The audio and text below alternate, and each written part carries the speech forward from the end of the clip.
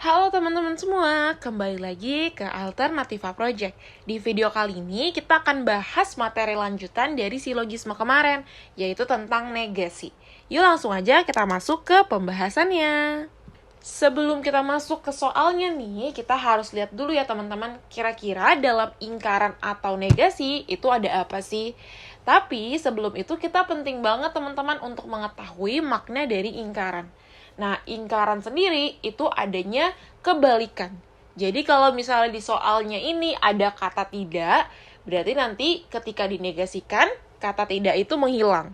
Begitupun kebalikannya teman-teman ya. Kalau di soalnya tuh nggak ada kata tidaknya, mau kita negasikan atau kita ingkarkan, nanti di jawabannya itu akan muncul kata tidaknya. Jadi jangan salah paham terkait materi negasi ya teman-teman ya. Oke, yuk langsung aja kita masuk teman-teman ke rumusnya. Di sini dalam negasi atau ingkaran terdapat 3 rumus utama. Yang pertama, kalau misalnya teman-teman punya premis P dan Q. Nah, P dan Q ini mau teman-teman negasikan. Nanti hasilnya apa? Hasilnya adalah negasi P atau negasi Q. Gitu ya, itu rumus yang pertama. Terus kalau misalnya yang kedua, teman-teman punya nih misalnya P atau Q. Nah, mau dinegasikan nih. Nanti hasilnya apa? Nanti hasilnya adalah negasi P dan negasi Q. Sama yang terakhir, teman-teman. Kalau misalnya kita punya premis jika P maka Q, mau kita negasikan, nanti hasilnya gimana? Hasilnya adalah P dan negasi Q. Nah, jadi di sini ada 3 rumus yang perlu teman-teman ingat ya. Oke, di sini kita akan masuk ke contoh soal pertama. Di sini kita dapat premis teman-teman, jika saya menyapu rumah dan mengepel. Nah, jadi di sini teman-teman harus lihat kata hubungnya. Di soal kali ini kata hubungnya adalah dan. Nah, berarti dalam hal ini teman-teman kita punya ya premis P dan Q. Nah, P dan Q ini mau kita negasikan. Tadi hasilnya apa? Hasilnya adalah negasi P atau negasi Q. Jadi kalau misalnya mau dikalimatin, itu nanti saya tidak menyapu atau tidak mengepel. Kita coba masuk ke soal kedua. Di sini soalnya adalah dalam kasus COVID-19, penyebaran virus dapat mengganggu fungsi jantung dan bisa merusak otot-otot jantung. Sama seperti soal sebelumnya ya teman-teman ya. Kita dapat premis P dan Q. Mau kita negasikan. Itu hasilnya adalah negasi P atau negasi Q. Nah, tinggal kita samain aja teman-teman kata hubungnya, yaitu atau. Berarti nanti selain atau yang ada di opsi, itu bisa kita eliminasi nih. Kayak opsi yang B, terus opsi yang D. Jadi jawaban kita itu antara opsi yang A, yang C, dan yang E. Nah, di sini kita cek ya teman-teman, negasi P. P-nya tuh apa?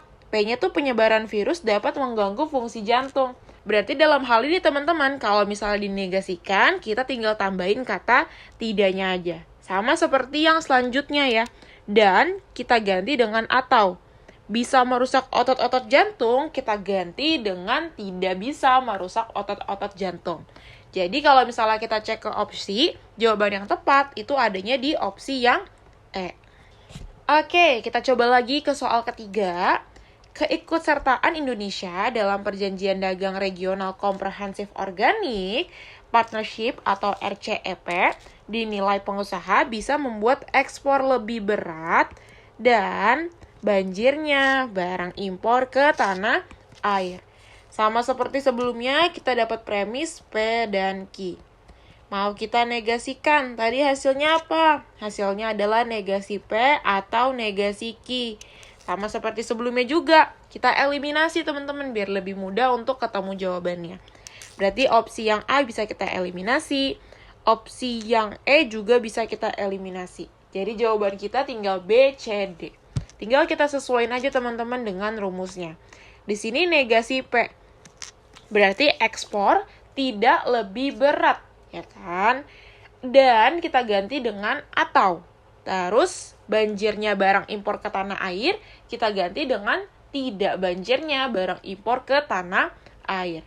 Jadi dalam hal ini jawaban yang tepat teman-teman adanya di opsi yang C. Kita next ke soal selanjutnya. Di sini kita dapat premis teman-teman.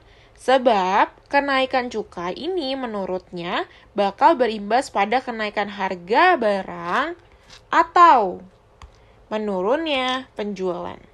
Berarti dalam hal ini teman-teman kita dapat premisnya apa? Dapat premisnya adalah P atau Q. Nah, mau dinegasikan nih. Tadi hasilnya jadinya apa? Jadinya adalah negasi P dan negasi Q.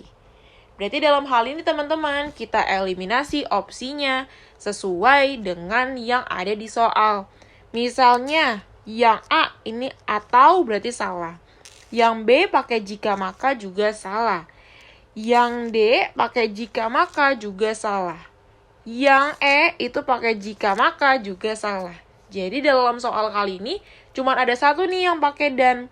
Sebenarnya dia ini udah otomatis ya teman-teman jadi jawabannya.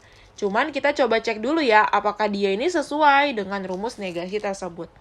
Di sini negasi P.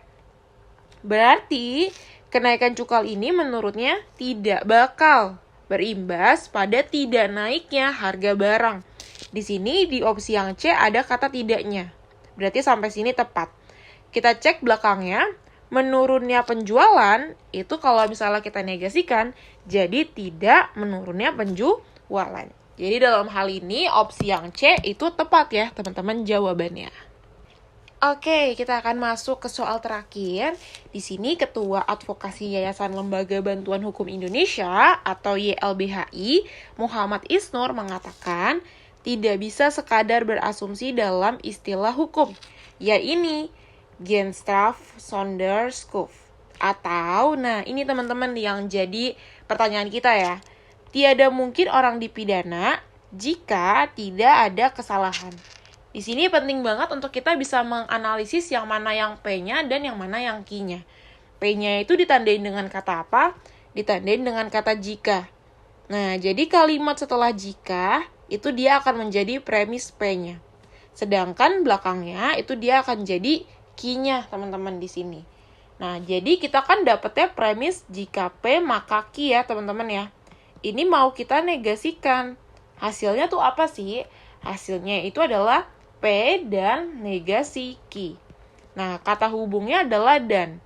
Jadi selain dan bisa kita eliminasi ya. Kayak opsi yang B, opsi yang D, dan opsi yang udah ya. Jadi cuma B sama D aja yang bisa kita eliminasi. Sekarang tinggal kita cek teman-teman ke rumus negasinya. Di sini P. Jadi kalimat depannya nih tidak ada kesalahannya, tidak kita ubah sama sekali gitu ya. Jadi tidak ada kesalahan. Kalimat belakangnya negasi Q. Negasi Q itu kita tambahin dengan kata kebalikannya. Kalau di sini bilang tiada, berarti kalau misalnya kita kebalikin teman-teman, itu bisa jadi ada atau mungkin ada. Jadi dalam hal ini jawaban yang tepat untuk soal nomor 5 ini adalah yang cacing. Tidak ada kesalahan dan mungkin ada orang dipidana. Oke teman-teman, sampai sini aja pembahasan kita tentang materi negasi. Jangan lupa nonton video selanjutnya ya untuk pembahasan lebih banyak lagi. Bye-bye.